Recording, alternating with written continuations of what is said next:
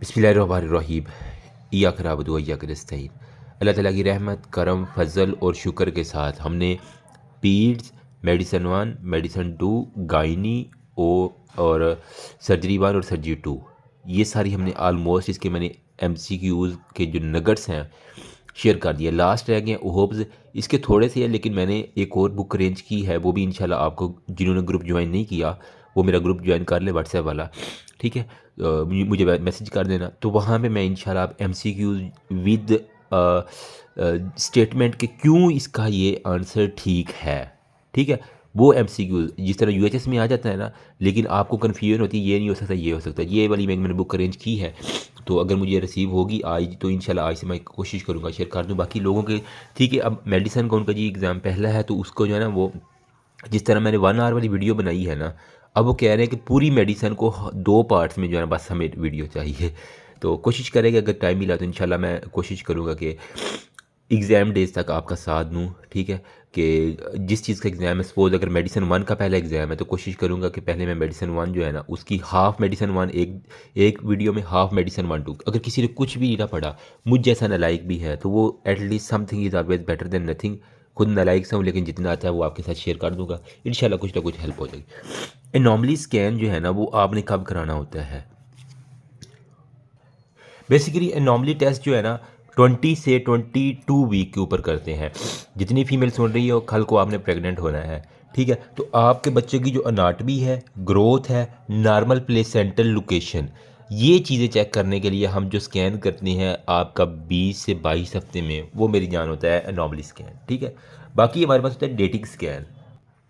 Dating scan mostly हम करते हैं 40th वीक के ऊपर, ठीक है। इसके अंदर बेसिकली हम देखते हैं कि आपकी प्रेगनेंसी कितनी हो गई है और कितनी अभी जो है ना वो चलेगी, कि आपका जो है ना वो एट दी एंड जो आप इस दिन आके अपना ऑपरेशन करवाएं या नॉर्मल वेजाइनल डिलीवरी जिस तरह भी करवानी है। तो ये मेरी जान आपने याद रख लेने हैं, ठीक है, ये आपको इंपॉर्टेंट है। फिर हमारे पास होता है जी क्राउन रंप लेंथ। एक क्राउन हील लेंथ होती है, एक क्राउन रंप लेंथ होती है।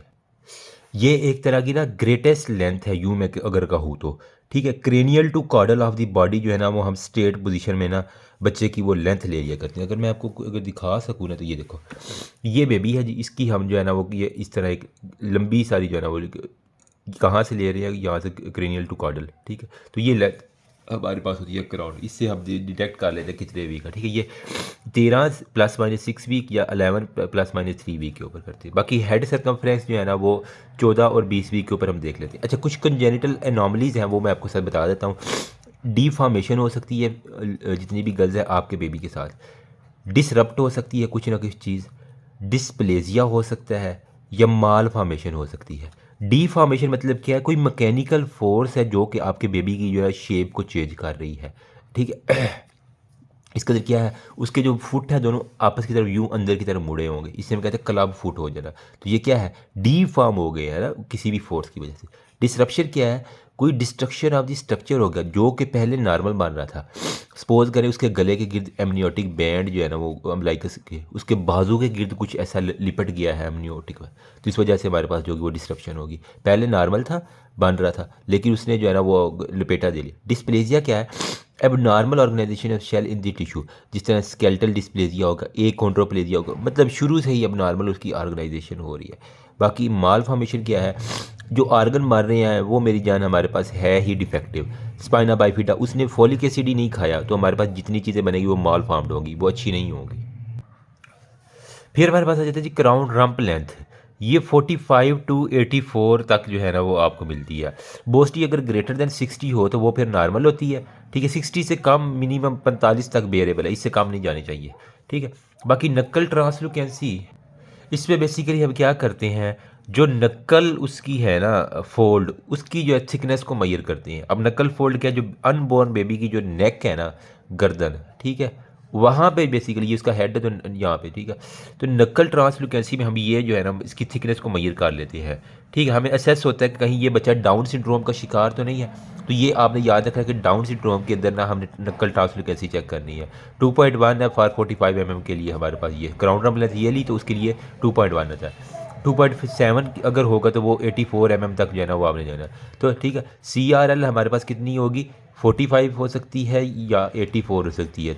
अगर 45 है तो उसके अंदर कितनी नकल ट्रांसलुकेंसी होनी चाहिए हमारे पास, इसके अंदर 2.1। ठीक है, अगर 84 है ना तो फिर इसके अंदर हमारे पास 2.7 होनी चाहिए। ठीक, बाई पेराइटल डायामीटर जो हम कहाँ पे करते हैं 20 वीक के अंदर। तो अगर मेरी जान आपको ये भूल जाए ना 20 वीक, तो ये याद रख लेना 10 और 10, मैंने दो नोट दिखा रहा हूँ आपको। ठीक है, 20 रुपये आपने नहीं भूलने किसी सूरत। ठीक है, एक हमने 20 रुपये दे के नॉर्मली स्कैन में 20 रुपये दो और सब कुछ ठीक करा लो। 20 रुपये का आजकल आई थी बोनस का पैकेट आता है सरफ का, तो इसी तरह मशहूरी में देखा था उसमें। तो 20 रुपये बस आपने याद रख लेने हैं। ठीक है, फिर हमारे पास है नॉर्मल BMI 18 से 24, बच्चे को पता है। ओवरवेट कब होगा 25 से 29, अगर 30 से होगा तो वो 20 होगा। ठीक है, फिर हमारे पास वो कह रहा है कि कितना गेट प्रेगनेंसी में गेन कर सकती है, 11 से 16 kg। अगर आपका वेट 50 kg है तो आप इसमें 11 ऐड करते 61 से 66 kg तक जो है ना वो कर सकते। नॉर्मली 12 kg तक हो जाए तो बस कहते हैं काफ़ी है इतना weight gain. Minimum dose of anti-D 250 international unit आपने देनी है, ये भी इंपॉर्टेंट है। ठीक है, अब 250 जो है ना, ये देख लो मेरे पास अभी 50 रुपीज़ ये है। ठीक है, बाकी इसके पीछे जो है ना वो 250 इसके ऊपर लिख दो 250। ठीक है, अब भूलेगा नहीं, भूलेगा इंशाल्लाह नहीं भूलेगा। फिर हमारे पास आ जाता है जी risk of transmission of hepatitis B from mother to the child कितना है, 5% रिस्क है कि हेपेटाइटिस बी जो है ना अगर माँ को है तो बच्चे को हो जाएगा। मतलब वो लानत है एक किस्म की हेपेटाइटिस बी, तो मैंने यूँ याद किया 5% चांसेस है। ईजी। टीबी सबसे ज़्यादा कहाँ पे इफेक्ट करता है, फिलोपियन ट्यूब में या यूट्राइन ट्यूब में, जो भी आप कह लो। स्लैप पैरों में गिर गया, उसने चंड मारी है तो वो पैरों में गिर गया ठीक है, तो पैरवो वायरस जो है ना वो हमेशा जो है ना वो slap rash on the face. तो अगर मैं बेबी दिखाऊँ ना आपको, ये देखो ये है जी मेरी जान स्लैब, इसको जिस तरह चंडे मार मार के लाल कर गया ना। ठीक है, तो इसी तरह का ये बेबी देखो। ठीक है, ज़्यादा नहीं दिखाऊंगा, बस इतना ही। तो इसके अंदर क्या है, बेसिकली पैरों में गिराना है आपने, उसको चंड मारी वो पैरों में गिर गया बच्चा, बस यही मेरा निमोनिक है, सॉरी।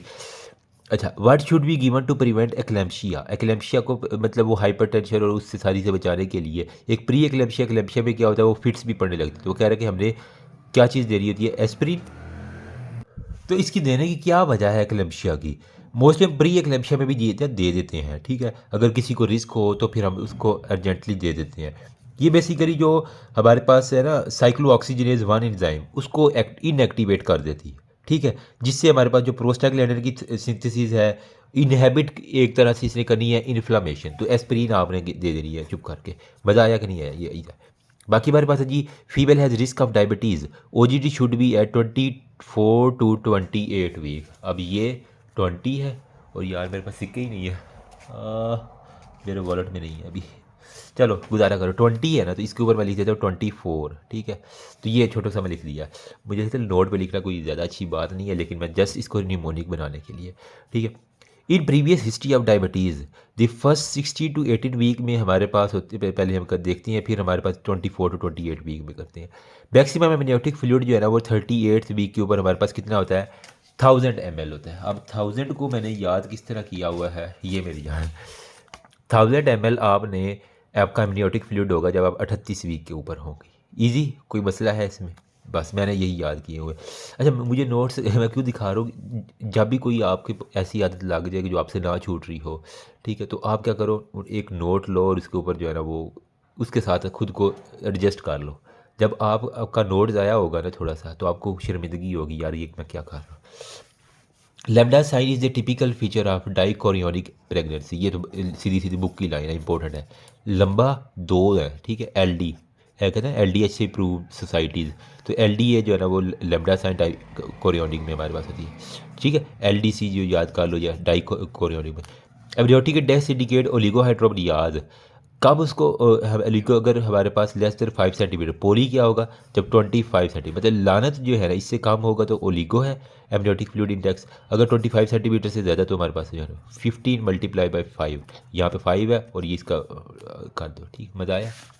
अच्छा, फिर हमारे पास होता है जी base line fetal heart rate हमारे पास कितनी होती है, 110 से 140 कहीं भी लिखा, कहीं 150 लिखा एक ही बार। फिर एक्सेलरेशन में हमारे पास कितनी ज़्यादा होती है, 15 BPH, 15 अगर ऊपर हो जाए तो एक्सेलरेशन है, 15 अगर नॉर्मल बेस लाइन से नीचे चली जाए तो डिसलेशन है, बच्चों वाली बात है।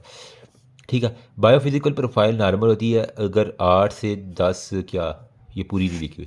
यूट्राइन आर्टरी डॉपलर अल्ट्रासाउंड में हम कब करते हैं, अगेन 20 रुपीज़ याद आ गया ठीक है, ये 20 रुपीज़ की बड़ी इंपॉर्टेंस है मेरी जान।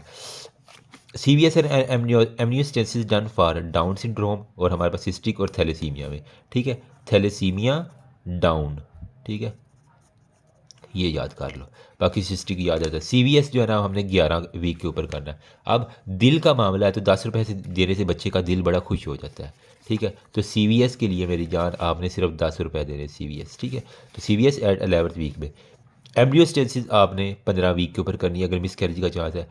कॉर्डोस्टेंसिस is done for anaemia and thrombocytopenia at 20th week में। अगेन जितनी भी खराबियां हैं वो आपने 20th वीक के ऊपर करनी होती हैं, ठीक है। फिर क्वाड्रेपल टेस्ट में हमारे पास क्या चेक करते हैं, HCG अल्फा फेप्टाप्रिन इन हेबिन ए और अनकंजुगेटेड बी, मतलब यरकान चेक कर लिया और बाकी जो चीज़ें हैं वो चेक कर ली। ये हमारा क्वाड्रेपल टेस्ट जो है ना ये भी इंपॉर्टेंट है ये, ठीक है। फिर हमारे पास होता है कॉर वेरिकोज वेन इन प्रेगनेंसी में प्रोजेस्टेरोन, प्रेगनेंसी में वेरिकोज PP प्रोजेस्टेरोन है। हाइपरमेसिस ग्रेविडम बेसिकली की काज क्या होती है, हाई HCG ईस्ट्रोजिन और थायरॉक्सिन। मतलब कुछ देखा होगा आपने गर्ल्स को प्रेगनेंसी के दौरान बहुत ज़्यादा उल्टियाँ आती हैं, तो उसकी वजह यही है कि हमारे पास क्या है उसमें HCG ज़्यादा ईस्ट्रोजिन और थायरॉक्सिन का वजह। Drug of choice for thrombo embolism pregnancy में लो मालिकुलर वेट, प्रेगनेंसी में हर चीज़ थोड़ी थोड़ी दे रही है, लो मालिकुलर वेट, ठीक है। बाकी हमारे पास क्या है ना, most common cause of oligohydramnios. Oligo में क्या होता है, ये बच्चा है ना, ठीक है, इसके इर्द गिर्द फ्लूइड है। जब वो बच्चा पी तो रहा है, आगे से पेशाब नहीं कर रहा जिसने एमनियोटिक, तो पेशाब क्यों नहीं कर रहा, उसके गुर्दे ही नहीं बने, तो गुर्दों से पेशाब निकलना है ना, तो ठीक है। तो रीनल एजेंसीज नहीं होगी तो सारा पेशाब पीता जाएगा, ठीक है। जो पानी यहाँ पे साइडों का काम हो गया, निकालेगा पेशाब की सूरत में कुछ भी नहीं। तो यही हमारे पास रीनल एजेंसीज। मजा आया। पॉलीहाइड्रोमनियाज मतलब कि अब वो पेशाब तो कर रहा है बच्चा, ठीक है, लेकिन उससे वो पी नहीं रहा, जिसकी वजह से क्या है, सारा पानी बाहर इकट्ठा हो जाएगा, पेशाब मजीद करता जाएगा, मजीद बाहर होगा। तो क्या है, डायबिटीज़ में इसोफिजल या ड्यूडिनम, मतलब पी नहीं रहा, तो इसोफेगस का कोई मसला है या ड्यूडिनम का कोई मसला है कि उसकी इंटेस्टाइन बंद है, बाकी गुर्दे शुर्दे ठीक है। ECB इज़ परफॉर्म्ड एट, ये बेसिकली क्या है, external cephalic version, external cephalic version.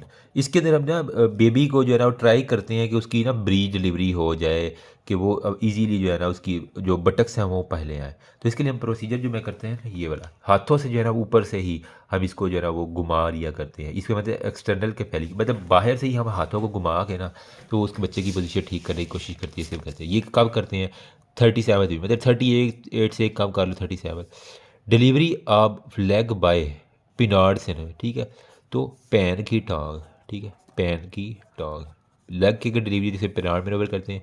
अगर शोल्डर की है तो हम इसको कहते हैं लो वेस्ट मैनोवर, हम इसको कहते हैं। डिलीवर्ड ऑफ हेड है तो इसको कहते हैं मेरिकिसियो स्माइल, स्माइल मुंह से करते हैं ना यार, ठीक है, तो यही से याद कर लो।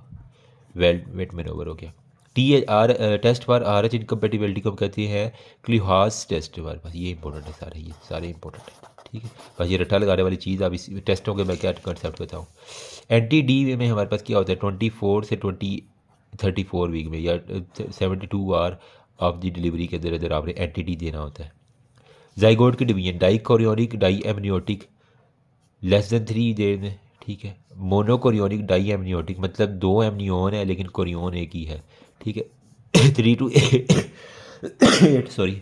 फिर मोनोकोरियोनिक मोनो एमनियोटिक 8 से 13 साल और कंजुआइंट टेंडर में ट्विंस में 13 डेज आ जाता है। फिर अजीब, one baby is oligohydramnios other is polyhydramnios, twin twin transfusion syndrome, simple सी बात है, ठीक है।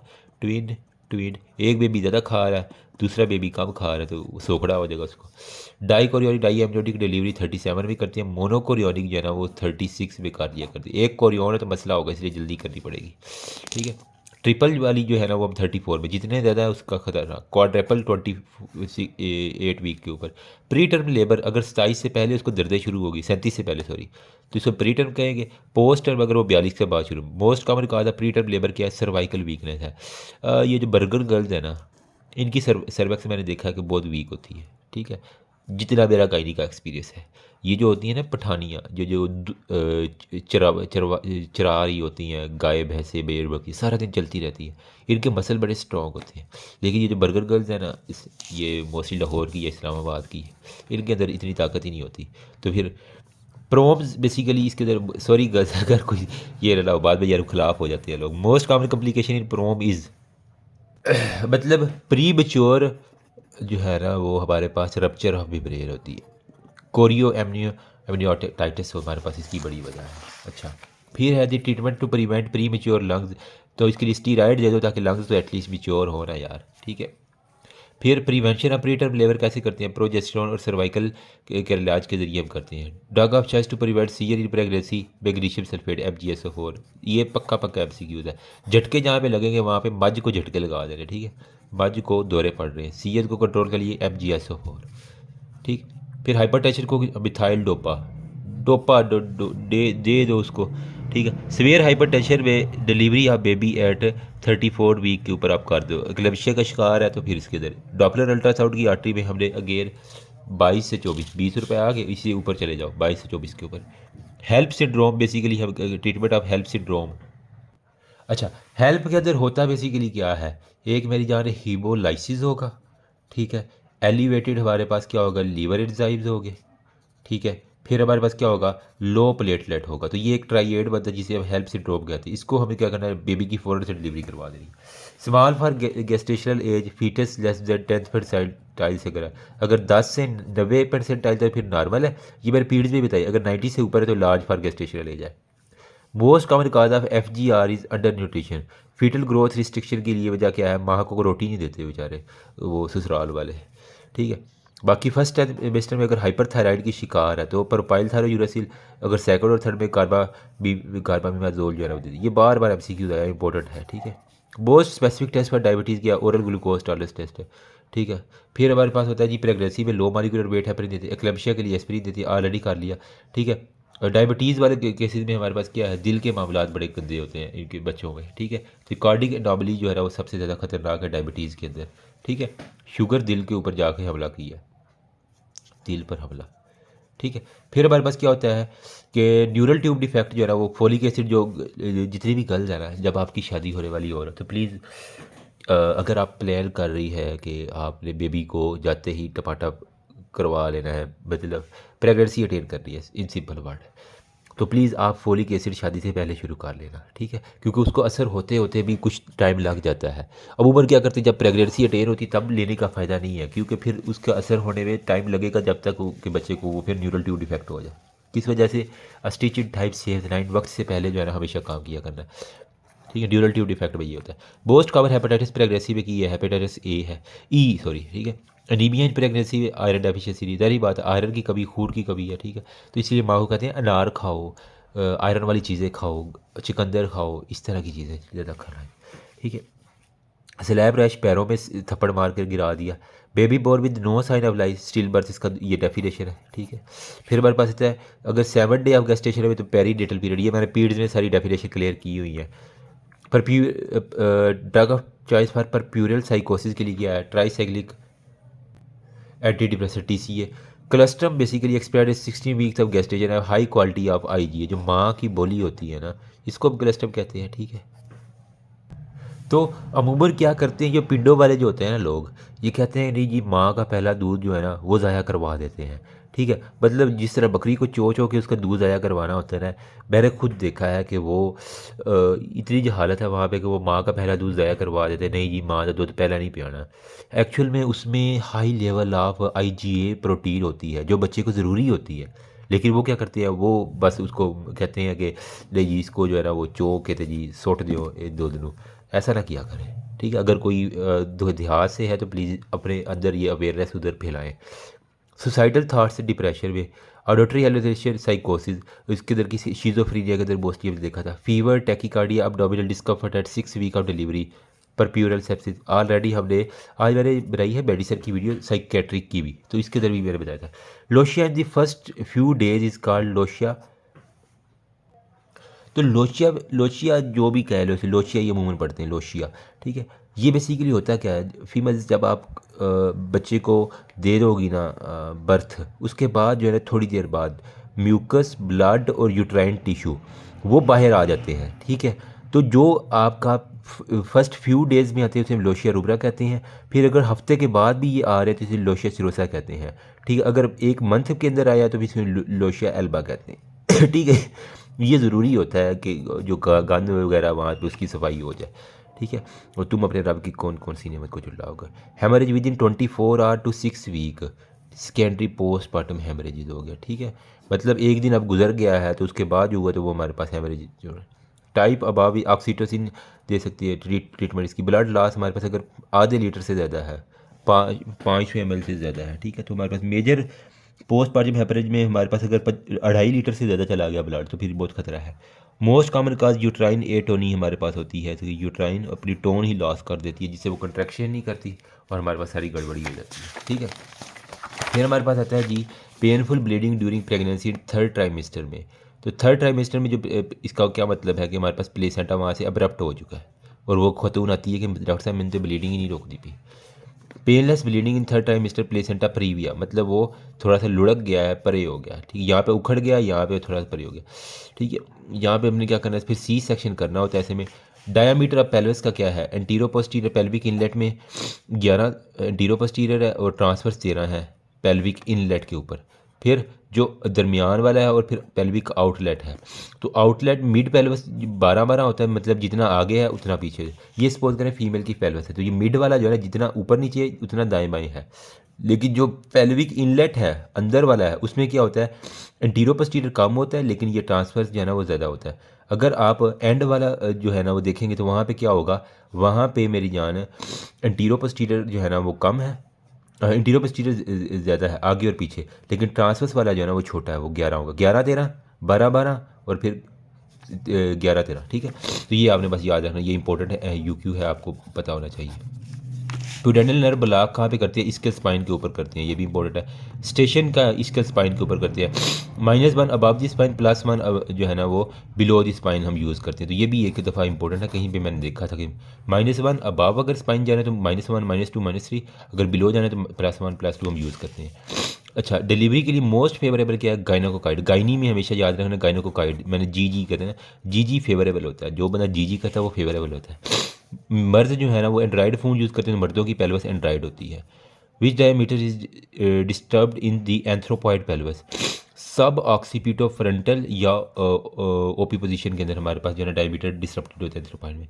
ठीक है, सब ऑक्सीपिटो फ्रंटल, एक वो पूरी ना इसकी बनी हुई है चार्ट, वो लाजमी देख लेना आपने। फेलियर टू रोटेट पेटेलो पेलाइड पेल्विस इसको हम कहते हैं। ठीक, normal position of vaginal delivery क्या है, ओ ए पोजीशन, मतलब कि ये बेस्ट पोजीशन है। ओ ए पोजीशन मतलब ऑक्सीपिट एंटीरियर पोजीशन। ठीक है, ओ ए ऑक्सीपिट, ओ ए करता करता बच्चे को बाहर निकाला और ये मोस्ट फेवरेबल है और ये मोस्ट नॉर्मल भी है। ठीक है, तो ये हमारे पास याद रखना। बाकी फेलियर टू रोटेट पेटेलो, मतलब वो कहता है मैंने पलटना ही, वो कहते हैं पलट अनारकली पलट, वो नहीं पलटती। ठीक है, तो ये हमारे पास ये एटीट्यूड में बेसिकली डिग्री ऑफ फ्लेक्शन और एक्सटेंशन ऑफ हेड जो है ना इसको हम कहते हैं एटीट्यूड। स्कल का डायमीटर देख लो थोड़ा सा। स्कल में हमारे पास क्या होता है, सब ऑक्सीपिटो ब्रैग्मेटिक, सब ऑक्सीपिटो फ्रंटल, ऑक्सीपिटो मेंटल, सब मेंटो ब्रैग्मेटिक। तो ये सारे इंपॉर्टेंट है, आपको फिगर टिप्स पे आने चाहिए। ठीक है, ये आई थिंक ये टेबल बना हुआ है इसका ना, इरफान मसूद के इधर भी बना हुआ है, मैंने देखा हुआ टेबल। ठीक है, तो वहाँ से आपने रटा लगाना। अभी 13.5 9.5 सबसे कम जो है ना वो हमारे पास फेस प्रेजेंटेशन वाला होता है, सब मेंटो ब्रैग्मेटिक। ठीक है, फिर सब ऑक्सीपिटो ब्रैग्मेटिक, ब्रैग्मा से शुरू करना है आपने तो 9.5, सबसे ज़्यादा किस तरह ऑक्सीपिटो मेंटल ओ एम वाला। ठीक है, फिर हमारा फ्रीक्वेंसी ऑफ कॉन्ट्रैक्शन जो है ना इसको हम अगर रिकॉर्ड करते हैं जिसको कहते हैं CTG कहते हैं, 2 से 4 कॉन्ट्रैक्शन हर 45 सेकंड में आती है, एवरी 2 to 3 मिनट में। ठीक है, फिर डेफिनेशन ऑफ लेबर हमारे पास क्या होता है, रेगुलर पेनफुल कॉन्ट्रैक्शन, इसको हम लेबर के कहते हैं। फर्स्ट स्टेज में 8 आवर ऑफ डिलीवरी और 5 आवर लेटेंट फेज होता है, एक्टिव फेज होता है। लेटेंट फेज में 3 to 4 सेंटीमीटर डायलिटेशन होती है, एक्टिव फेज में 3 to 10 सेंटीमीटर डायलिटेशन हो जाती है। फिर सेकंड स्टेज लेबर की स्टेजेस जो है ना इसको भी एक दफ़ा ना आपने बुक से लाजमी देखना, क्योंकि यहाँ से देखोगे फिर थोड़ा सा कन्फ्यूजन हो जाती है बंदे को, इस वजह से मैं इसको नॉट मोर देन 2 आवर नली पैरिस में, 1 आवर से अगर ज़्यादा तो मल्टी पैरिस के अंदर।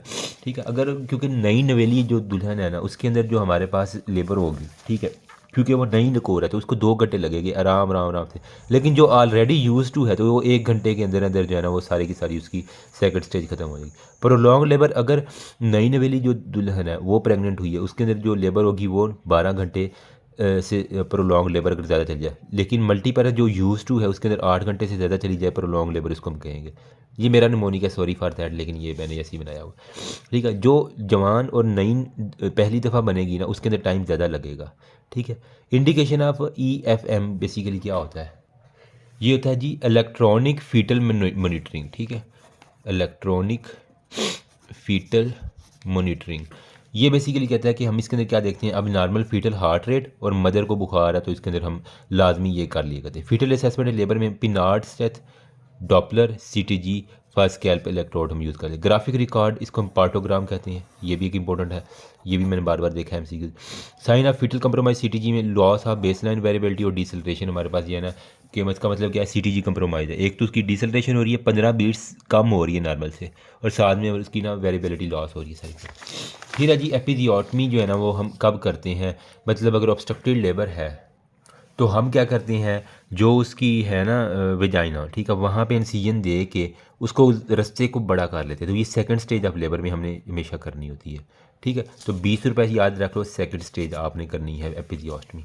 एक्टिव मैनेजमेंट ऑफ थर्ड में हमने क्या करना है, ऑक्सीटोसिन दे दो, ठीक है, और सीसीटी दे दो, मतलब control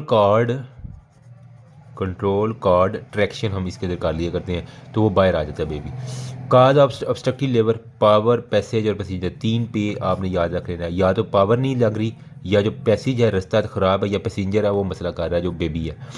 contraindication of epidural anaesthesia, जब किसी को इन्फेक्शन या हेमरेजेस हो ना तो उसके अंदर आपने नहीं करना। फिर एपिड्यूरल एनेस्थीसिया, स्पाइनल हेडेक और हाइपोटेंशन इसकी सबसे ज़्यादा कॉम्प्लिकेशन है, ये भी इंपॉर्टेंट है, ठीक है। बाकी वगैरह ट्रीटमेंट ऑफ फेस प्रेजेंटेशन में हमारे पास फोर्सेप डिलीवरी जो है ना वो कर लिया करती है बेबी की। बाकी है जी ट्रीट ऑफ दी ब्रो, अगर उसकी आईब्रो पहले आ रही है तो फिर आपने हमेशा सेक्शन करना होता है, सी सेक्शन, ठीक है, बड़ा ऑपरेशन कर दो फिर आप, ठीक है। बाकी इंडिकेशन ऑफ लेबर जो है ना माइसोप्रेस्टिन, माइफिप्रेस्टिन और ऑक्सीटोसिन दे दो। ग्रेड ऑफ पेरिनियल टेयर क्या होता है, स्किन या हम सिर्फ काट देते हैं, अगर मसल भी काटे तो ग्रेड 2 है, अगर साथ में एनल स्विंक्टर काटे, उसकी एनएस का कुछ स्विंक्टर काटना पड़े, और साथ में अगर रेक्टल मिकोजा काटे तो स्टेज 4 है, तो ठीक है। स्किन, फिर हमारे पास क्या है, मसल जो उसका बल्कि मसल है, फिर एनल वाला जो है वो अगर काट दो, एनल के साथ अगर उसका म्यूकोजा भी काट दो तो फिर वो स्टेज 4 आ जाएगा, easy. Criteria for operative vaginal delivery क्या है, स्टेशन एट 0+1 और हेड अगर लेस देन 1/5 पैल्पेबल हुआ है। Vacuum in the mother friendly, जो बेबी सेफ्लोहेमाटोमा में और रेटिनल हेमरेजेस जो है ना वो उसके अंदर करा, जिस तरह वो होता है ना 3 इडियट में वो डाल रहे होते हैं वैक्यूम, तो इसकी वजह से सेफ्लोहेमाटोमा, उसके दिमाग के ऊपर चोट लग सकती है, उसकी आंखें जो वहाँ पे हेमरेजेस हो सकती है। फोर्स ऑफ डिलीवरी में जो है ना वो हमारे पास क्या काज कर वेजाइनल टेयर करवा, मतलब उसकी बच्चादानी फाड़ देती है, बच्चादानी से नीचे जो वेजाइना वो भी फट जाती है। फोर्सेप एंड वैक्यूम अगर फेल हो जाए तो फिर आप सी सेक्शन पे, जो वैक्यूम इज कंट्राइंडिकेटेड अगर 34 हफ्ते से कम है तो ये भी इंपॉर्टेंट है तो आपने कभी भी वैक्यूम नहीं डालना उस पर। इफ़ रोटेशन इज़ रिक्वायर्ड फिर हम जो है ना वो करते हैं। Forcep use in second stage of labour में हमेशा आपने F2 याद रखना है, ठीक है। तो ये 20 रुपये से याद कर लो कि सेकंड स्टेज में आपने फोर्सेप यूज़ करना है। सी सेक्शन में फेनेस्ट्रल और यूट्रस के ऊपर हम हॉरिजॉन्टल इंसिजन देते हैं, ये भी इंपॉर्टेंट है। इंसिजन ऑफ सी सेक्शन जो है ना ये इंपॉर्टेंट है, फेनेस्ट्रल इंसिजन, ये हमसे हमारी HOD पूछा करती थी। Indication of vertical incision uterus में ओबेसिटी और फाइब्राइड है, तो इसके अंदर हमारे पास जो है ना वर्टिकल यूट्रस हो सकती है।